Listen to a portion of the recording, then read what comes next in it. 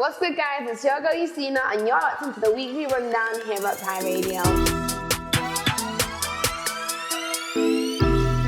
So first of all, I'm gonna go straight into it, and I'm gonna talk about the most talked about topic of the week. Let's talk about Meghan Markle, Oprah, and Harry. If you've been on social media in the past 48 hours, then you'll know that the world's gone absolutely crazy over the interview that aired on Monday night by Oprah featuring Meghan Markle and Harry. The feature starts off as a solo interview with Meghan, and Oprah makes it clear right at the start that there's been no prior agreement between herself, Meghan, and Harry.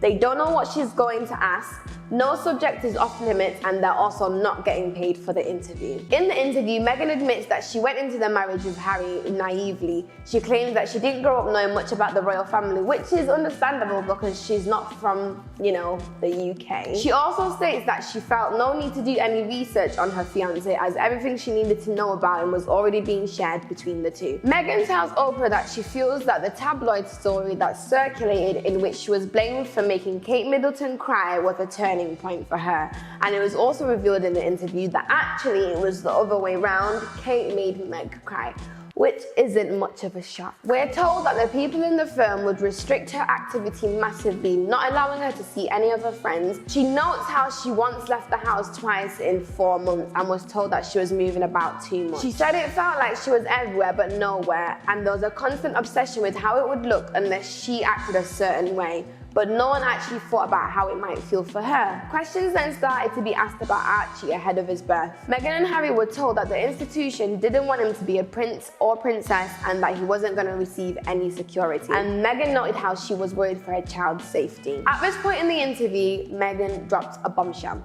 She announces that when she was pregnant, there were concerns and conversations had about how dark his skin might be when he was born and what this would mean. These conversations were had between Harry and another member of the family and then passed on to Meghan. However, she refuses to name who it was, as it would be very damaging for them. Oprah questions as whether she thinks they would have a problem if her baby was born with a darker skin shade. And Meghan responds by saying, as a mixed race woman herself, she doesn't understand, as she thought such representation would have been added benefit and reflection of the world today. If you haven't watched the interview and you're looking for somewhere to watch it, head over to the Thai Radio website and there's an article on where you can find all the streams to watch it.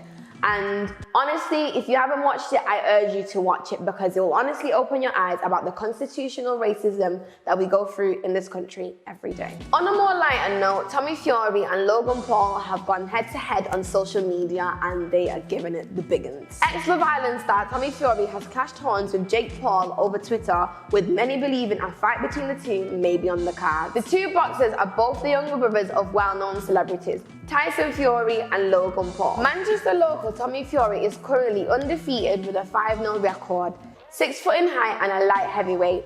His most recent victory was beating Scott Williams last week and having also won against many others. The 21-year-old boxer came second on Love Island 2019 and is still with his partner Molly Mayhew. The couple currently reside in Hale Barnes, Manchester. Jake Paul has currently won 2 boxing matches, one against YouTuber Anderson Gibb and one against basketball player Nate Robinson. He's currently 6'1" and he's also won a white-collar boxing match against KSI's brother Deji and is scheduled to fight Ben Askren in April. Time will tell as whether the match between the two will actually happen. However, it's safe to say it would be great to see Tommy put Manchester on the global boxing match. Who do you think would win? Comment down below and let us know. Now for some sad news for all my reggae music lovers. Bunny Wailer has passed away at the age of 73. He was born Neville O'Reilly Livingston. Bunny was one of the founding members of Bob Marley's band, The Wailers.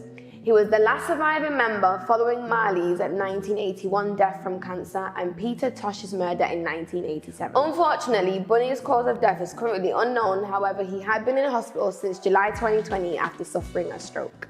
Now for my personal favourite highlight of the week. There's a new pizzeria in town set to be opening in Stockport, but this one's got a slightly unexpected setting. Founded by father and son Paul and Chris Edwards, the Waltzing Matilda is taking shape on a canal boat moored up on the Macclesfield Canal. The floating restaurant will travel up and down the waterway between Stockport and Cheshire, pitching up in different locations each weekend. On the menu will be authentic Neapolitan-style pizzas cooked in a wood-fired pizza oven on board the boat. Once Boris allows, there'll be space inside for customers to eat in, but not that much space. The nature of the narrow boat means that the Waltzing Matilda will only be able to cater for up to 8 guests inside at a time, making it one of the region's most intimate restaurants. Now, I don't know about you guys, but I'm trying to eat pizza on a boat. Over to the world of sports, the Tokyo Olympics officials have reportedly said that they will not be allowing overseas spectators. According to the Japanese news agency Kyodo, the Japanese government will not be welcoming fans from overseas to watch the games amid fears of coronavirus variants from other countries. News of the alleged ban comes as a recent poll by a Japanese newspaper showing that most Japanese people are not in favor of welcoming international spectators over fears that it could worsen the pandemic in the country. Now, you guys always know I never leave the rundown on a sad topic, so let's talk about 62-year-old Jackie Weaver. 62-year-old Jackie Weaver shot to stardom last month after a December Zoom meeting with Handforth Parish Council went viral. Jackie won over the public's heart after many felt she was unfairly treated and rudely spoken to throughout the meeting. Since going viral, Jackie has been verified across multiple social media platforms,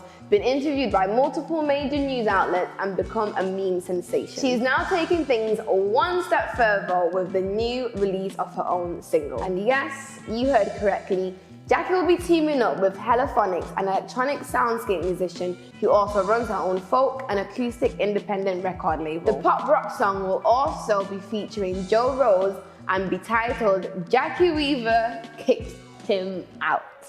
And indeed, it will be available across all streaming platforms. So make sure when it's out, you guys go ahead and support your homegirl Jackie and cop the song. Once again, I've been your girl Eustina, and you've been locked into the weekly rundown here at Pi Radio. Join us again here next week, same time, same place for some more news.